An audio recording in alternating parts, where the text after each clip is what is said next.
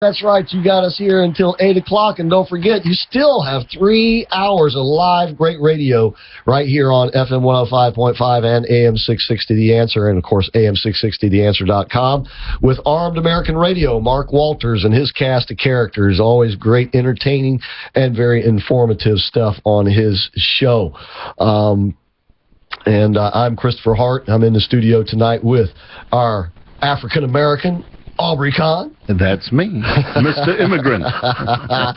We're also up on the YouTube channel, which is... on Adversaries TV on YouTube. Just type in Periscope and you'll find us. All right. And that is, of course, Lucas Parrish back in the studio with the Periscope up and running.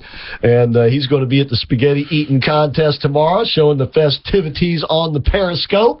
That is the plan. Unless there's some sauce that gets slopped on the lens there, you should be able to watch and see. I was thinking about entering the contest, but, I mean, there's obviously some complications there. Yeah, like, well, I was going to say, you don't know. You can do it with that thing on your head, right? But he hasn't got enough room for more than 3 strands of spaghetti. He's like you. You never know. These skinny guys can eat a lot, you know. I can pack away a good bit of food when I need to. He's a lot younger than me. At his age, I could eat a lot of spaghetti. I mean, you guys, you go to McDonald's and you go get a small order of fries and you complain halfway that you're getting full. All right, let's go to John from Oviedo. John, thank you for calling, listening, and holding on for us tonight. Hey, Christopher. Hey, Aubrey. Hey, I tell you what you guys can do is just put a GoPro camera on the back end of the fork. Oh, there you go. That's not a bad idea. Well, John, you know, we can go one better than that.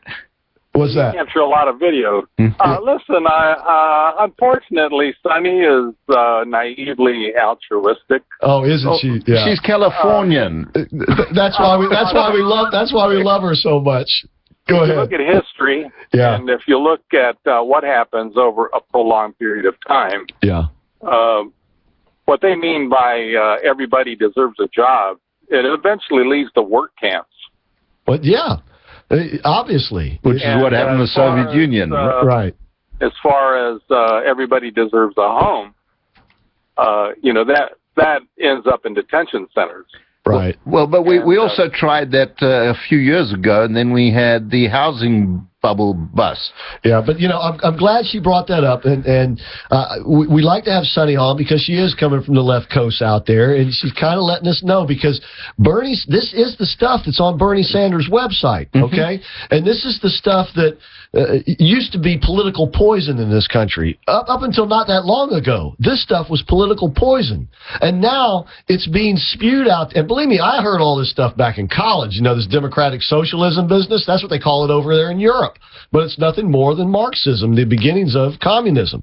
And well, the population is tilted with a lot of immigration, and people are coming from other countries where this is not uncommon. It's not uncommon, but until recently, they came here to get away from that nonsense. Well, now it seems like they're coming here to bring it here. Right. Yeah, and the Pope is telling them to do just that. Well, the ones that came over to escape that are the ones that came over legally. Right. Yeah. Now, interesting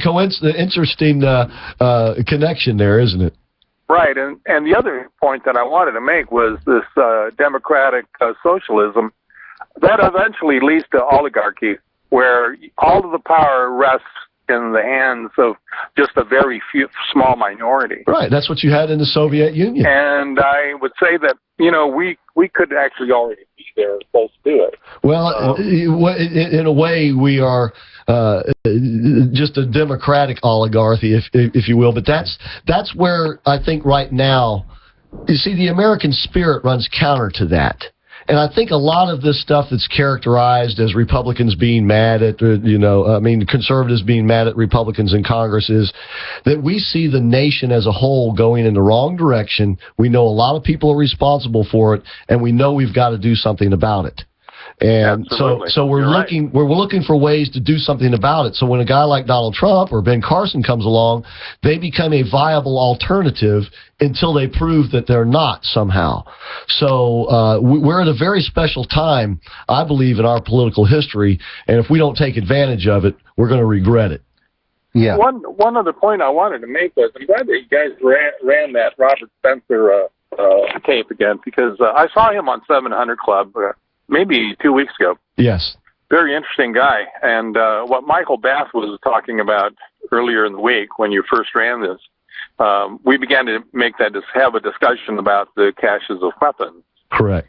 And the point I really wanted to make at that point was that, that may actually happen, but it's going to happen first in Europe, and that's because they do not have the privilege of a Second Amendment. You're right. And most people in Europe do not have any means of defending themselves.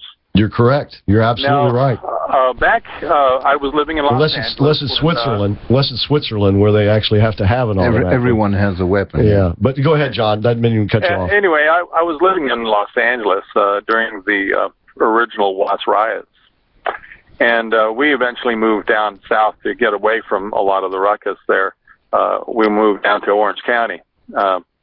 Anyway, one of my older sister's friends had a father that worked for the LA County Sheriff, and he had expressed to us at that time, and then later again during the Rodney King riots, he transferred to a different municipality as an officer, and he was talking to us about how if things really got bad, the only thing that the police could do, because they would really be outnumbered and outgunned, kind of like the Hollywood shootings. Remember the Bank of America Hollywood shootings? Yeah, you got 1 minute left. Okay. Okay, what I was going to say is that they would be outgunned and outnumbered, and the only strategy that they could actually exercise would be containment, but they would have to rely on a civilian force protection. And I remember somebody asked them, well, what do you mean by that? And they said, well, we would have to rely on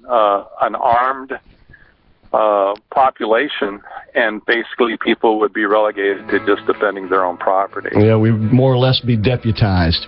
But you're absolutely right. And but that is the beauty of the Second Amendment. It's to protect us from all foes, foreign or domestic. Excellent call, John. Thanks so much for being out there. Take care, you guys. We going to see you tomorrow? Well, I sure would like to, but I think I'm going to be out of town tomorrow. Okay, we'll listen in or watch in on the YouTube, or at least I'll catch it try up. there. Hey, great. Thanks, Talk John. to you guys. All right. And Thank you. Mark and Ed, stay on the line. We'll get to you after this break. It's a hard break. We got to take it. We'll be back.